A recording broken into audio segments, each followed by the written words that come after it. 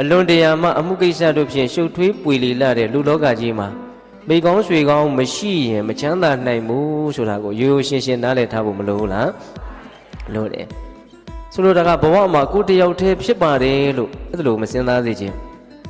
ဘဝရဲ့အခက်အခဲတွေကိုလူတိုင်းဟာတဦးစီတယောက်ချင်းစီအစွမ်းတတ္တိနဲ့ကိုယ့်ဘဝရဲ့အခက်အခဲကိုယ့်ဘဝရဲ့ပြဿနာကိုလုံးဝပြေလည်အောင်မဖြေရှင်းနိုင်ဘူးတယောက်ကိုတယောက်အားပြုကြရတာဟုတ်လားအောင်ဆိုစဉ်းစားကြည့်ဗျာတချို့အခက်အခဲတချို့ပြဿနာတွေကကိုယ်တယောက်တည်းရှင်းလို့မလင်းနိုင်ဘူးတချို့ပြဿနာတွေဆိုရင်ကိုယ်တမိသားစုလုံးဝိုင်းရှင်းလဲမလင်းဘူးဒီကနေ့ခေတ်ဆက်ဆံရေးနယ်ပယ်တွေကျပြန့်လာတဲ့အခါမှာကိုယ်တနိုင်ငံနဲ့ဖြည့်ရှင်းလို့မရတဲ့ပြဿနာတွေတောင်မရှိဘူးလားရှိတာပေါ့ဒါကြောင့်မလို့နိုင်ငံချင်းချင်းမင်းတို့ခက်ခဲတွေ့ရင်တို့ကူညီပါမယ်တို့ခက်ခဲတွေ့ရင်မင်းတို့ကူညီပါဆိုတဲ့အဓိပ္ပာယ်မျိုးနဲ့မဟာမိတ်ဖွဲ့ထားကြတဲ့နိုင်ငံတွေအများကြီးမရှိဘူးလားရှိတယ်ဒါကြောင့်ပိဿပေါင်းသူတော်ကောင်းတို့အမှုကိစ္စတွေများပြားလုံးတဲ့လူလောကကြီးမှာမိတ်ဆွေကောင်းရဲ့အားကိုမပြုတ်ဘဲနဲ့မပြုတ်ရဘဲနဲ့ဘောမှာချမ်းသာမှုဆိုတာမရနိုင်ဘူးဟုတ်ရဲ့လားဒါကြောင့်မြတ်စွာဘုရားကလူရလို့ဖြစ်လာရင်ပြဿနာတွေဆိုတာကြုံရလိမ့်မယ်ကိုတယောက်တည်းရှင်းလို့မရတဲ့ကိစ္စတွေဆိုတာတွေ့ရလိမ့်မယ်ဒါကြောင့်မိကောင်းဆွေကောင်းဆိုတာကိုကြိုးပြီးတော့ရှားထားရဒီနေရာမှာဦးဇင်းတို့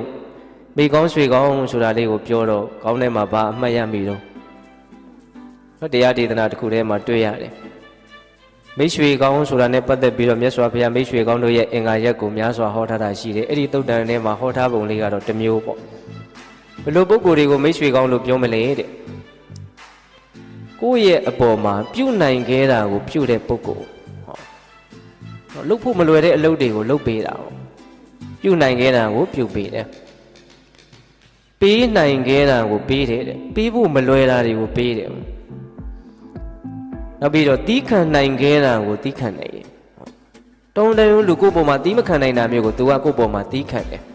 တုံးတုံးလူကိုယ့်ကိုမပေးတာမျိုး तू ကကိုယ့်ကိုပေးတယ်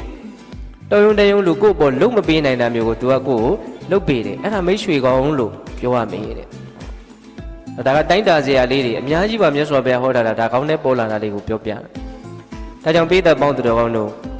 မိကောင်းဆွေကောင်းဆိုတာကိုရအောင်ကြိုးစားရမယ်ဒီနေရာမှာတခုစဉ်းစားသိချင်တာက